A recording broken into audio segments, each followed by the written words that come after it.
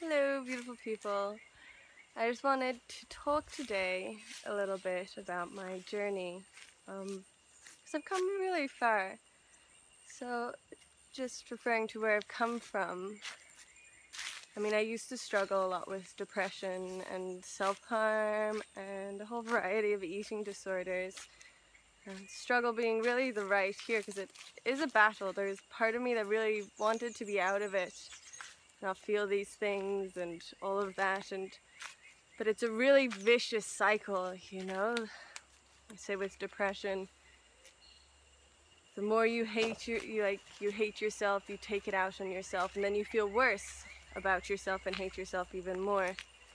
And then it's also super isolating, no? Because there's such dark feelings that you feel, and as things like this aren't oftenly talked about openly,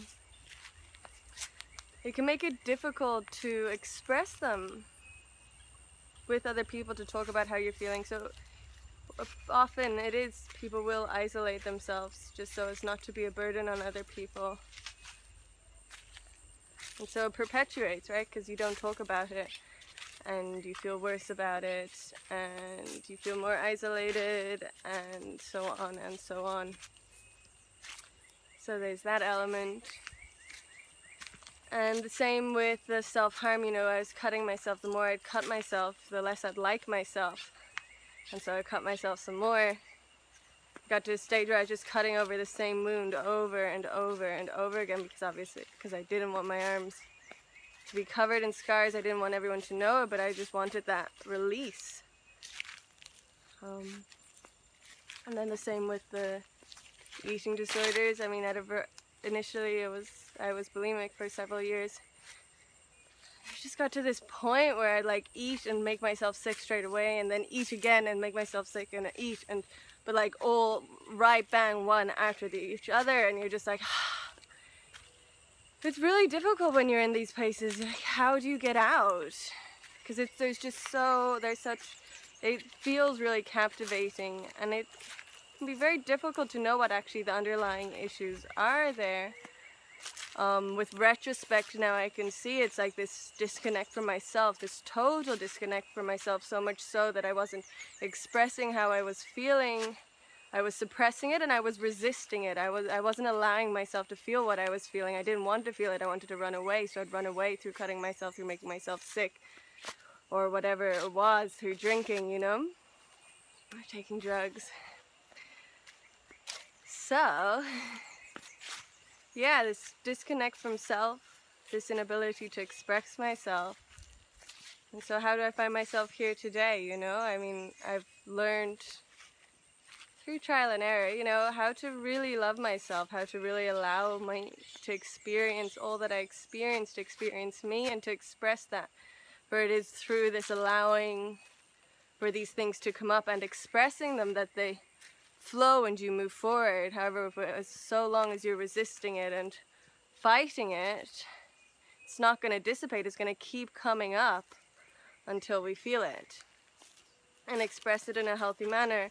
And especially at the beginning, when you're not used to doing this, it's difficult. And you know, because you can be in these dark places and it's like, how on earth am I ever going to get out of here?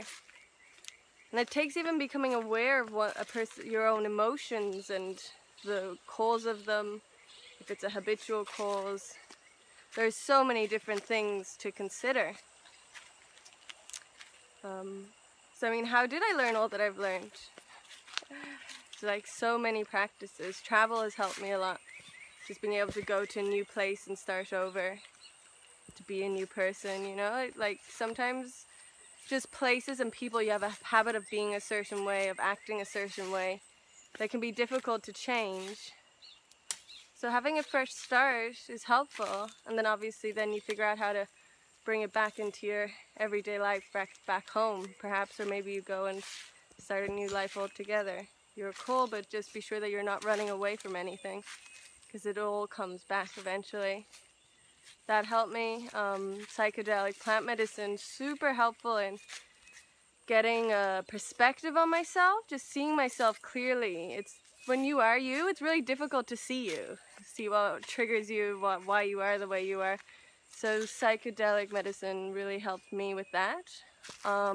Also just re-inspiring this love in life, this awe in life, this rapture in what is, and the recognition that we are part of something much larger. We're not just individuals all alone in this world. We have so much support, and we are part of something much larger. And then it was on to mindfulness practices, developing this self-awareness, because travel and psychedelic plant medicine, they're like peak experiences that kind of show you what change needs to happen, but then like how do you integrate that into your everyday life?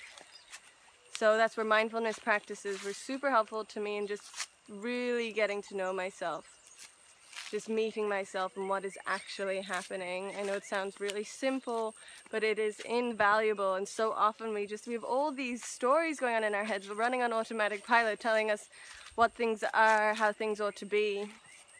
That stop us from really seeing life really as it is, seeing ourselves as we really are.